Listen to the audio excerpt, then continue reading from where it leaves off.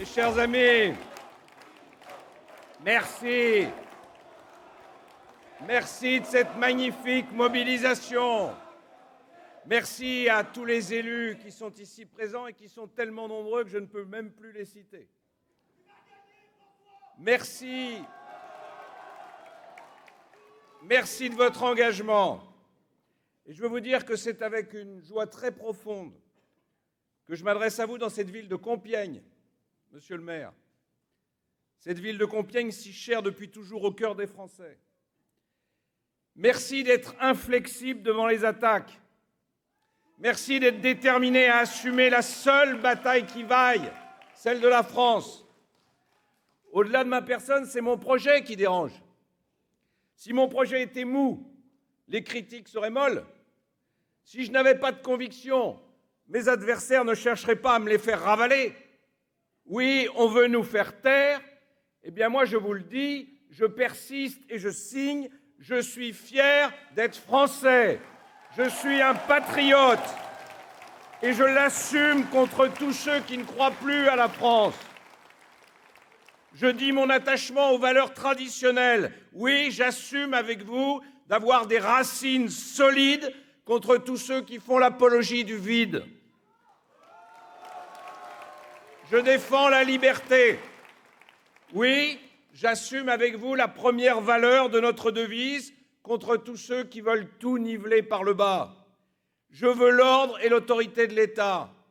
Oui, j'assume avec vous la République qui a la main ferme et qui protège. Je veux combattre le totalitarisme islamique. Oui, j'assume la guerre qui nous a été déclarée. J'affirme qu'avec sa montagne de dettes et de déficits, notre pays est au bord de la faillite. Oui, j'assume les phrases qui réveillent plutôt que celles qui nous endorment devant le précipice. Je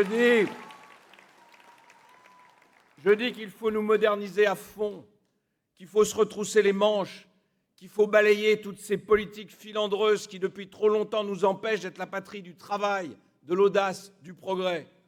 Oui, j'ai mes convictions. Et je demande à ceux qui hésitent, à 2 mois de l'élection présidentielle, de quel côté êtes-vous? Est-ce que vous êtes du côté de la France qui se redresse ou du côté des illusionnistes? Dans cette salle, j'ai compris qu'on est pour le redressement.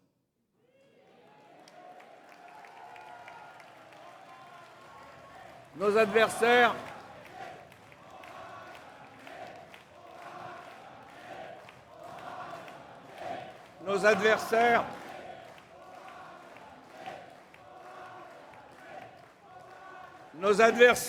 eux, ont capitulé. Madame Le Pen veut sortir de l'Europe parce qu'il est trop dur de se comparer à l'Allemagne. Mieux vaut la fuite que la compétition. Monsieur Hamon veut passer aux 32 heures par semaine. Trop dur les 35 heures. Monsieur Mélenchon veut laisser filer les déficits. Trop dur de réduire nos dettes. Tant pis pour nos enfants. Quant à monsieur Macron, le voilà expliquant qu'il y a des cultures françaises et pas une culture française. Dur. Trop dur de défendre Descartes, Molière, Victor Hugo, Proust. Bien plus facile de mélanger toutes les cultures dans la marmite à fondre l'identité française. Diluer notre identité en pensant que ça va nous permettre de mieux nous intégrer dans la mondialisation. Ça relève d'une illusion naïve. On ne peut pas tenir notre rang dans le monde en disant « nous sommes personne ». On ne peut pas intégrer les étrangers qui reçoivent la nationalité française en leur disant « bienvenue nulle part ». Monsieur Macron,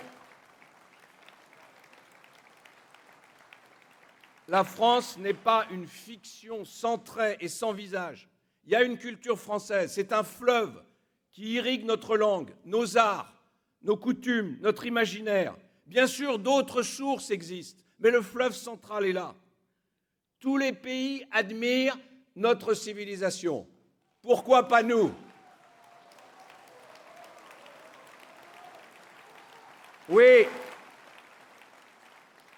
Je le dis ici à Compiègne, la ville la plus fidèle. Comme le proclame votre devise, être français, c'est un privilège. Et il n'est pas question de le brader, ce privilège.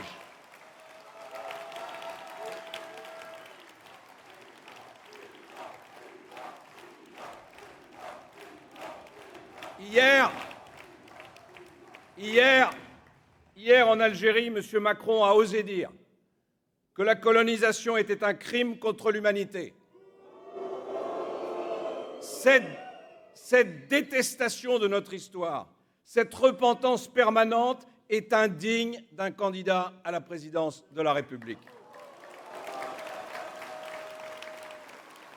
Mais il y a quelques mois, M. Macron trouvait des aspects positifs à la colonisation. Ça veut dire qu'Emmanuel Macron n'a aucune colonne vertébrale. Il dit simplement ce que ceux qui l'écoutent veulent entendre.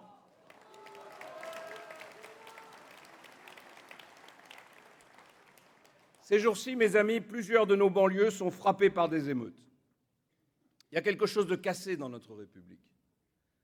Certains parlent pudiquement de quartier pour désigner en réalité des zones de non-droit.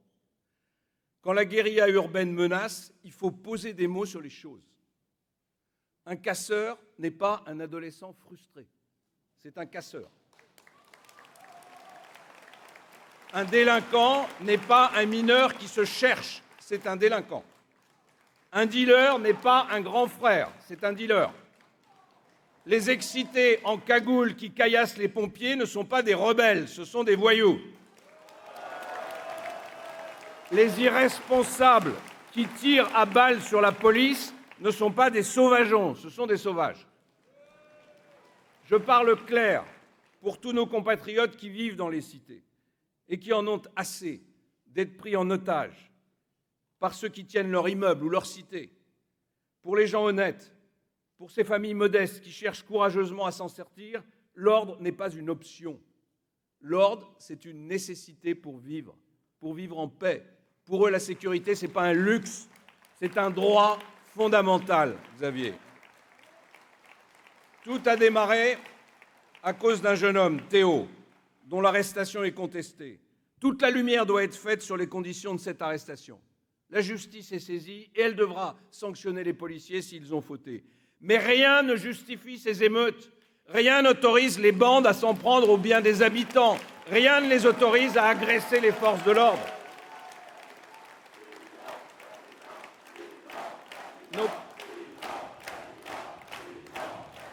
Nos policiers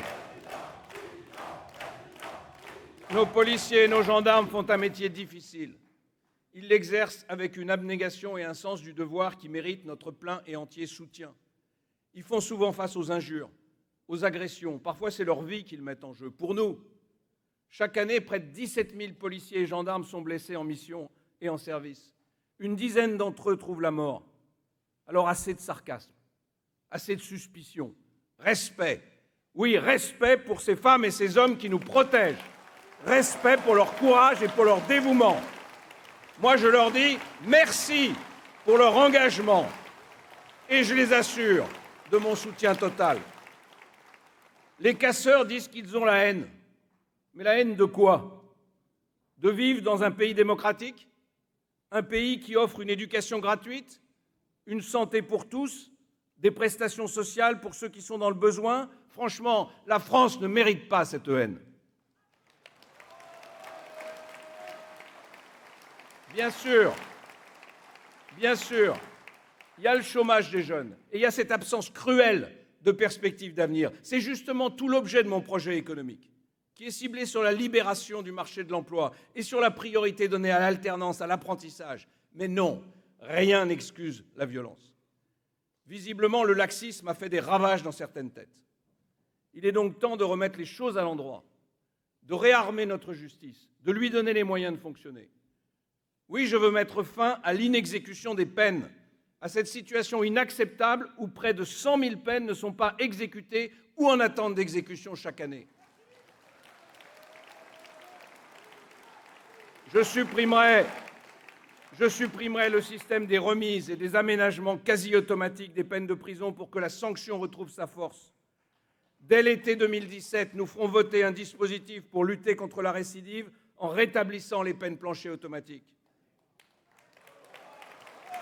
Et de façon cohérente, je relancerai la construction des 16 000 places de prison. Il nous faudra également nous attaquer à la question des mineurs, qui recoupe d'ailleurs pour partie celle des multirécidivistes. Ouvrons les yeux.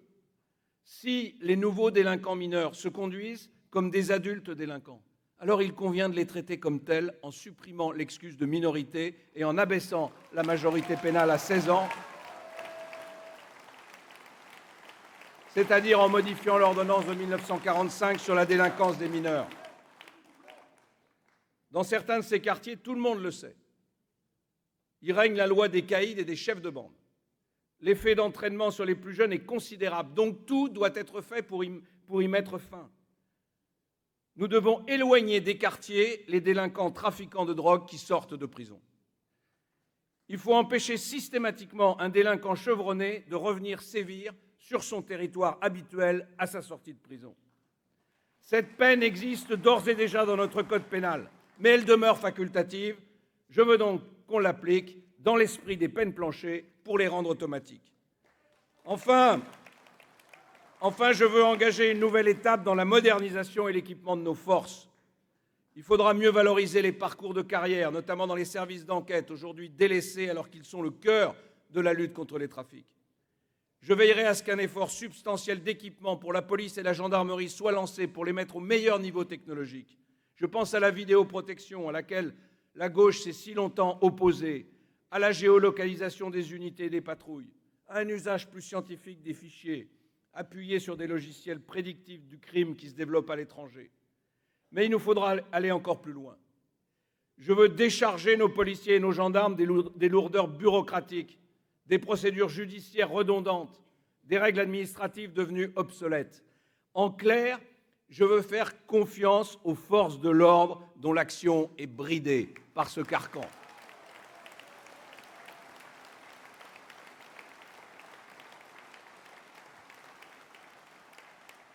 Et puis je veux fédérer toutes les structures qui concourent à la protection des Français. La police, la gendarmerie, les polices municipales qui doivent être armées, les entreprises privées de sécurité, tout ce dispositif doit être coordonné et retendu. Ce projet pour la sécurité des Français, je le porterai lors du débat présidentiel. Et président de la République, je vous le dis, la fermeté sera à l'Élysée.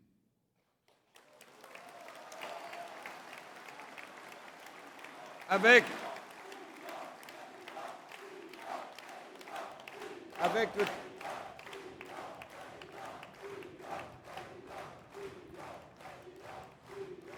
le terrorisme, notre pays a été frappé dans sa chair.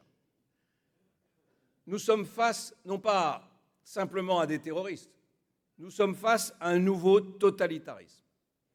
Ce totalitarisme islamique qui nous attaque et qui vampirise une partie de notre jeunesse. Dans l'Hérault, des kamikazes de 20 ans ont été stoppés dans leur projet d'attentat. Quand je vois certains de mes concurrents, je me demande pourquoi ils ne parlent pas de cette menace. Sur ce sujet capital, avez-vous une seule fois entendu M. Macron expliquer sa stratégie? Faut-il rappeler que le président de la République est le chef des armées? Nous devons être intransigeants face à l'islamisme radical. Nous ne devons avoir aucune complaisance, parce que c'est un danger qui menace nos libertés, qui menace notre société, qui menace notre mode de vie, pas seulement le nôtre, celui d'une immense partie du monde.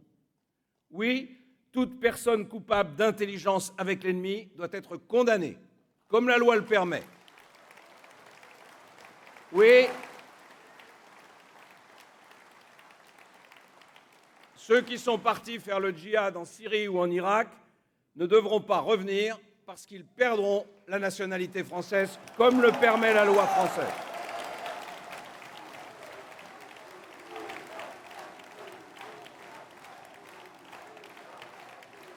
Tout étranger appartenant à une mouvance intégriste sera expulsé. Je veux un strict contrôle administratif du culte musulman tant que son ancrage dans la République ne sera pas pleinement achevé, à l'exemple des autres religions. J'exigerai la dissolution immédiate de tous les mouvements qui se réclament du salafisme ou des frères musulmans. Parce que nos concitoyens musulmans n'ont pas à devenir les otages des fanatiques et des intégristes. Je leur demande de nous aider à faire le ménage.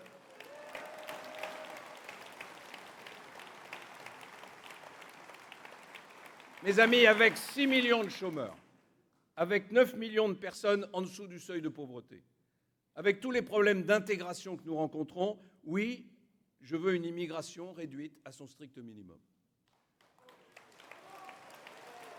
Notre politique d'immigration devra être fixée par des quotas, votés par le Parlement chaque année en fonction de nos capacités d'accueil, comme c'est le cas au Canada.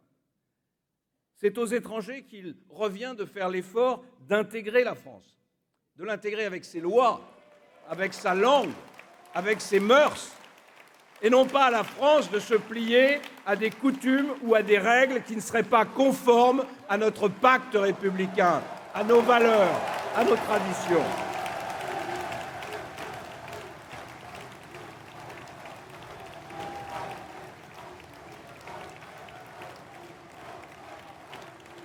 Les étrangers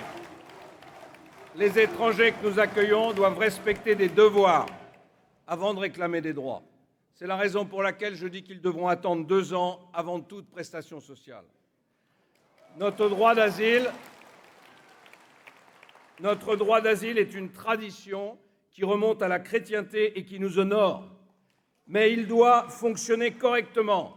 Et je veux que les procédures soient accélérées et que les déboutés soient systématiquement expulsés. La République ne doit plus s'affaisser. Nous devons rétablir ses piliers et nous réunir autour d'eux. La famille est un de ces piliers. Oui, je veux relever le quotient familial, favoriser les donations aux enfants, protéger les droits de l'enfant. Notre école a besoin d'être réformée. Avec leur jargon prétentieux et leur méthode ubuesque, les pédagogues ont saboté la plus belle institution de notre République. Avec leur égalitarisme maniaque, les idéologues ont mis l'égalité des chances en danger. Oui, il est temps de retrouver un peu de bon sens. L'école sert à apprendre à lire, à écrire, à compter. Pour que nos enfants maîtrisent ces savoirs fondamentaux, j'avancerai l'âge de la scolarité obligatoire à 5 ans au lieu de 6. L'école doit aussi préparer à l'entrée dans la vie active. On va mettre le paquet, Xavier, sur l'alternance et sur l'apprentissage. L'école sert enfin à apprendre la citoyenneté, l'égalité, le goût d'être français et d'être fier de l'être. Que dans certaines de nos écoles, on s'interpelle suivant ses origines. C'est une régression de l'unité française. C'est une tribalisation de notre société. Et cela, je ne l'accepte pas. Parce que nous sommes d'abord tous français, je veux donc que les écoliers portent un uniforme scolaire pour qu'ils se sentent tous ensemble, tous égaux. C'est un symbole, mais tout commence par des symboles.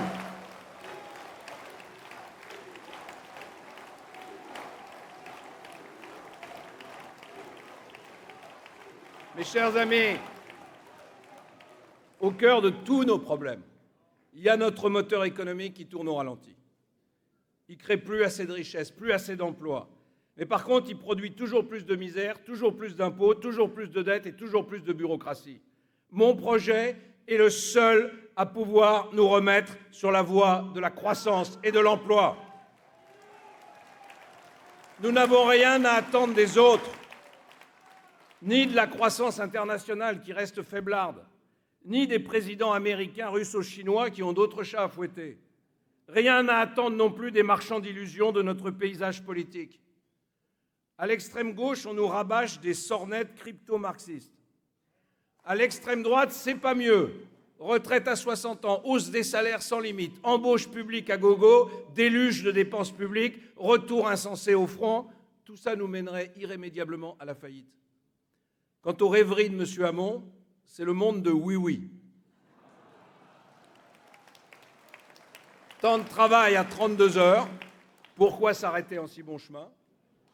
Quant au revenu universel, pourquoi être si modeste lorsqu'on peut vendre le bonheur universel? Et puis, il y a l'autre gauche, celle du marketing et des paillettes. C'est la gauche branchée de M. Macron, la gauche des bonnes intentions, la gauche des mots doux qui cajolent, des mots bleus qu'on dit avec les yeux. Cette gauche-là, elle ne s'encombre pas de programme, elle nous dispense de détails inutiles, nous n'en sommes peut-être pas dignes à ses yeux. Circulez, bon peuple, il n'y a rien à voir, faites confiance aux énarques.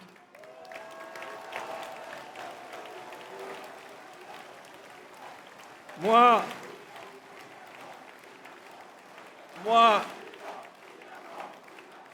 je n'esquive pas, je ne louvoie pas, je dis clairement ce que je vais faire. Je propose une vraie transformation économique et sociale. Je veux nous libérer des normes, des contrôles qui paralysent l'activité, qui tuent les initiatives, qui dissuadent les investissements. La meilleure politique sociale, c'est celle qui donne du boulot.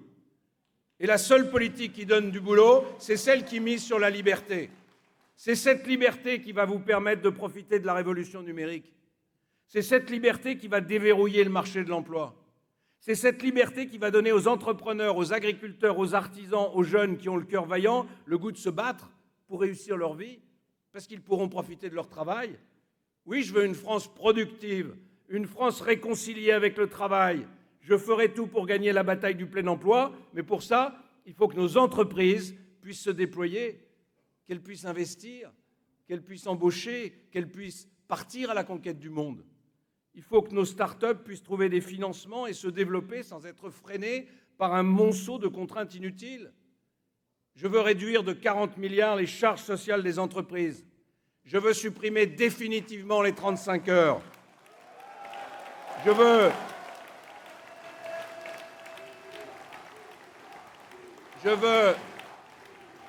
veux aligner la fiscalité du capital sur celle de nos voisins allemands, parce que je préfère que les investisseurs français investissent en France plutôt qu'ailleurs, et surtout, je n'aime pas que la France se prosterne devant les fonds de pension étrangers.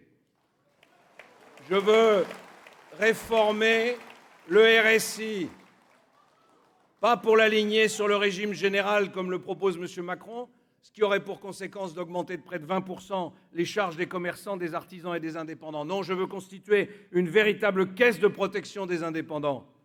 Je veux généraliser l'apprentissage pour que les jeunes puissent apprendre au sein du monde du travail. Et je veux refonder la formation professionnelle. La sphère publique doit être réformée. Elle doit être un atout pour notre pays, pas un frein. Elle doit être au service des Français, des citoyens, pas là pour les empêcher d'agir, pas là pour les contrôler inutilement. Nos agents publics sont compétents et ils sont dévoués, mais ils sont les premiers à pâtir de la lourdeur de la bureaucratie. Eh bien oui, je préfère qu'ils soient moins nombreux, mieux payés et plus motivés. Nous avons près de 6 millions d'agents publics. C'est plus que l'Allemagne qui compte pourtant plus d'habitants que nous et qui n'est pas moins bien administrée que nous. La baisse des effectifs que je propose sur l'ensemble du quinquennat représente 8% des agents publics. C'est raisonnable et c'est nécessaire si on veut remettre le budget de la France sur des rails solides. Oui, je veux passer progressivement nos fonctions publiques à 39 heures pour qu'elles soient plus efficaces au service des Français. Dans les entreprises comme au sein de l'État, c'est en travaillant un peu plus que les Français gagneront plus. Mes réformes dynamiseront le pouvoir d'achat, que ce soit à travers la fin des 35 heures dans le privé, le passage aux 39 heures dans le public ou le relèvement du quotient familial. Le gain engendré par la baisse des charges sur les salaires, sur la feuille de paie des salariés, représentera au moins 250 € par an et 500 € pour les couples qui travaillent. Je veux une retraite digne pour tous nos anciens. Et pour cela, nous devons aller progressivement vers la retraite à 65 ans, parce que c'est la condition pour améliorer les retraites les plus modestes. Oui, nous allons vivre tous plus longtemps, en moyenne au-delà de 80 ans. Il est donc raisonnable de cotiser un peu plus longtemps pour assurer nos vieux jours. Mais en même temps, il faut faire plus pour les petites retraites. Je veux revaloriser les pensions de moins de 1 000 € et les petites pensions de réversion. Je veux une santé pour tous de la meilleure qualité possible. Oui, je le dis, ils sont irresponsables, ceux qui essaient de nous faire croire que tout va bien, alors que notre système de soins se dégrade, qui coûte de plus en plus cher au détriment des plus faibles. Oui, je veux une santé capable de répondre au vieillissement de la population et au prix croissant des nouveaux médicaments. Plus nous serons productifs, plus nous pourrons dégager des moyens pour aider nos concitoyens en difficulté. Je veux renforcer l'effort de la nation en faveur des handicapés, notamment pour leurs familles, qui ont tellement de mal à scolariser leurs enfants. Je veux engager un plan sans précédent d'action pluriannuelle de lutte contre la pauvreté et l'exclusion. Il y a une loi de programmation militaire pour assurer notre défense, eh bien, il y aura une loi de programmation pour lutter contre l'extrême pauvreté. J'ai débattu de ces questions avec les associations, et notamment celle d'Emmaüs. Toutes m'ont dit leur volonté d'avoir plus de liberté, plus de clarté, plus de continuité financière pour combattre l'exclusion. Mes amis, c'est en se redressant que la France retrouvera une influence dans le monde.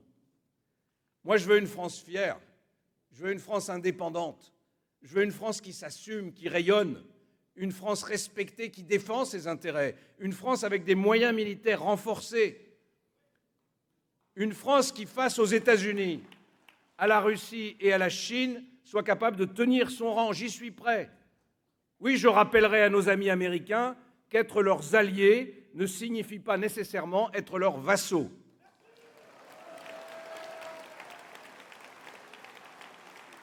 Aux Russes, je proposerai avec franchise et fermeté un nouveau partenariat pour sortir de cette guerre froide qui divise le continent européen et pour abattre ensemble la menace islamique. À la Chine, je demanderai la réciprocité dans nos échanges commerciaux et j'utiliserai pour cela l'Europe qui a le devoir de nous défendre. Notre intérêt, mes amis, ce n'est pas que l'Europe se défasse.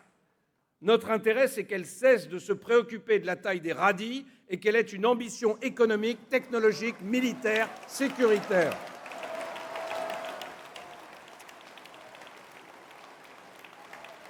Pour moi,